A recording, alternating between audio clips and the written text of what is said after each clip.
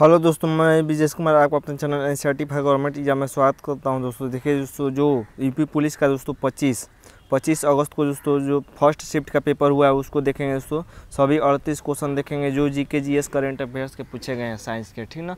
चलिए दोस्तों स्टार्ट करते हैं बिना देरी के। आने वाले शिफ्ट के लिए देखिए दोस्तों कि कैसे क्वेश्चन पूछे जा रहे हैं। अपना आंसर की भी मिला लीजिएगा कि कितना आपने सही किया है। तो देखते हैं दोस्तों 113 नंबर से है 38 क्वेश्चन।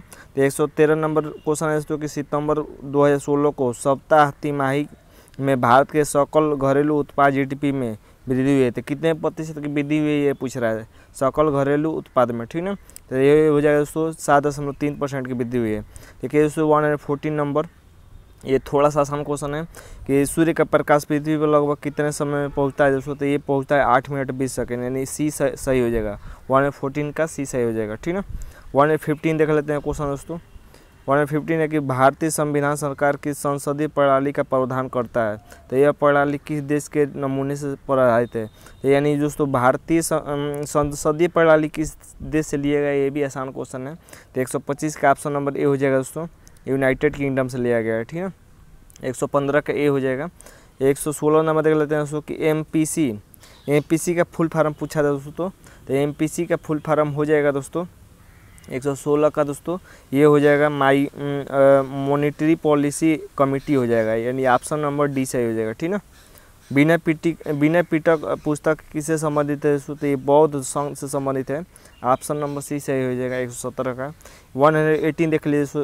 118 पूछा रहा है कि जीडीपी डेटा की गणना और जारी करने के लिए कौन सा भारतीय संगठन जिम्मेदार है दोस्तों। तो जीडीपी डेटा की गणना कौन करता है इसके लिए। 118 का दोस्तों ये हो जाएगा राष्ट्रीय सांख्यिकी कार्यालय NSO हो जाएगा, ठीक ना। और अगला देख लेते हैं 119 नंबर पूछा था दोस्तों कि कौन सा रूसी लेखक मनोवैज्ञानिक उपन्यास क्राइम एंड पनिशमेंट लिखने के लिए प्रसिद्ध है दोस्तों। तो क्राइम एंड पनिशमेंट पुस्तक किसने लिखी है दोस्तों, ये पूछ रहा है, ठीक ना। तो 119 का सी सही हो जाएगा दोस्तों, पेओडोर दोस्तोवस्की ने लिखा है ये पुस्तक। 120 लाओस की राजधानी पूछा था दोस्तों, लाओस की राजधानी। तो लाओस की राजधानी हो जाएगा दोस्तों, ऑप्शन नंबर डी हो जाएगा। लाओस की राजधानी हो जाएगा वियंतियाने हो जाएगा, वियंतियाने, ठीक ना। देख लेते हैं 121 नंबर दोस्तों। 121 नंबर है कि कौन सा संगठन राष्ट्रों के सुचारू और पुनर्निर्माणित व्यापार के लिए जिम्मेदार है। तो कौन सा संगठन जिम्मेदार होता है ये पूछ रहा है, ठीक ना। तो 120 का ए हो जाएगा दोस्तों, विश्व व्यापार संगठन। यहाँ पर व्यापार का नाम लिया है दोस्तों, व्यापार का नाम लिया है तो व्यापार ही हो जाएगा विश्व व्यापार संगठन, ठीक है। अगला देख लेते हैं 122 नंबर, भारत में मोबाइल फ़ोन जीएसटी दर क्या है। तो मोबाइल फ़ोन पर जीएसटी कितना लगता है ये पूछा है।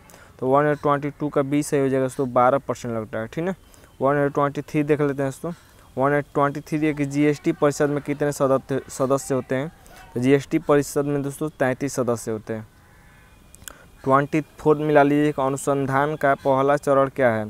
तो अनुसंधान का पहला चरण दोस्तों ये हो जाएगा दोस्तों, समस्या की पहचान करना, ठीक ना। पहला चरण होता है ये, सबसे पहले किसी समस्या का पहचान किया जाता है। 125 मिला लीजिए दोस्तों कि 18 वर्ष से कम आयु के व्यक्ति सभी मानवाधिकार कहलाते हैं। तो 18 वर्ष से कम आयु के व्यक्ति क्या कहलाते हैं। तो बाल अधिकार कहलाते हैं, मानव बाल अधिकार कहलाते हैं, ठीक ना। 126 देख लीजिए दोस्तों कि सूक्ष्म सिंचाई कब शुरू हुई थी दोस्तों। सूक्ष्म सिंचाई माइक्रो, ठीक ना, माइक्रो इरिगेशन कब शुरू हुआ था। तो 126 का सी से हो जाएगा दोस्तों, जनवरी 2006 में शुरू हुआ था, ठीक ना। 127 देख लेते हैं दोस्तों। 127 में डाल लीजिए कि सोशल मीडिया पर टीबीटी का क्या अर्थ है। टीबीटी का अर्थ पूछा था दोस्तों। तो ये हो जाएगा दोस्तों थ्रो बैक थर्सडे हो जाएगा। 28 देखिए दोस्तों। 28 है कि CRISPR कैस 9 प्रौद्योगिकी का प्रयोग किया जाता है। तो किस में किया जाता है दोस्तों। तो ये किया जाता है जीन के संपादन में किया जाता है। 29 देखिए दोस्तों। 129 कि राष्ट्रीय समुद्री दिवस 2024 का विषय क्या है ये पूछा था। तो 2024 का विषय हो जाएगा दोस्तों, ऑप्शन नंबर थीम पूछा था, ये हो जाएगा भविष्य को नेविगेट करना सुरक्षा पहल, ये इसका थीम है। 129 हो गया। तो 130 नंबर देख लेते हैं दोस्तों। 130 नंबर है कि पूर्व परीक्षण यानी पूर्व विचारण सम्मेलन का मुख्य लक्ष्य क्या है। तो इसका मुख्य लक्ष्य क्या रखा गया था दोस्तों। तो ये हो जाएगा दोस्तों, ऑप्शन नंबर बी से हो जाएगा, परीक्षण विचारण की तैयारी और निपटान विकल्पों पर चर्चा करने के लिए। 131 देख लेते हैं दोस्तों कि सोशल मीडिया, एक मिनट, सोशल मीडिया जैसे इलेक्ट्रॉनिक साधनों या तरीकों का प्रयोग के माध्यम से डराने धमकाने, उत्पीड़न करने, बदनाम करने या किसी अन्य प्रकार के मानसिक पतन का कार्य है। ये किस में किया जाता है, ये सोशल मीडिया का नाम पूछा है। तो 131 का डी से हो जाएगा दोस्तों साइबर धमकी में दोस्तों ये सब किया जाता है, किसी को धमकाने का काम किया जाता है, उत्पीड़न किया जाता है, ठीक ना। अगला देख लेते हैं 132 नंबर कि भविष्य, 132 नंबर दोस्तों कि भविष्य की 132 देख लेते हैं दोस्तों कि भविष्य की वैश्विक अर्थव्यवस्थाओं को आकार देने में आर्टिफिशियल इंटेलिजेंस यानी AI की क्या भूमिका होती है दोस्तों। तो 132 का दोस्तों बी सही हो जाएगा। यह नवाचार, उत्पादक और आर्थिक विकास को प्रेरित करता है, ठीक ना।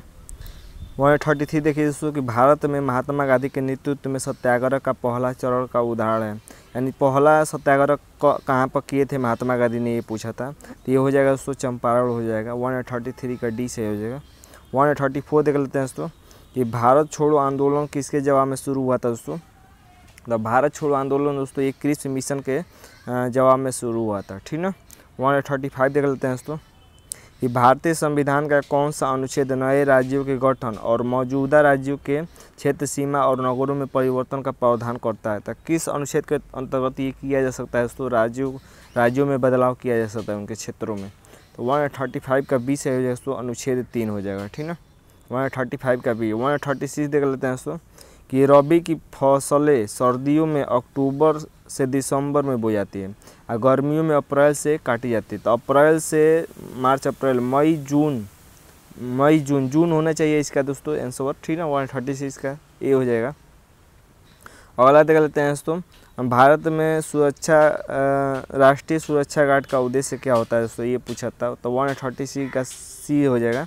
37 का क्या, आतंकवाद विरोध और अपहरण विरोधी अभियान चलाना इसके उद्देश्य था। 138 देखिए दोस्तों भारत निम्नलिखित में से कौन सा पदार्थ मुख्य रूप से अम्लीय वर्षा के लिए जिम्मेदार होता है दोस्तों।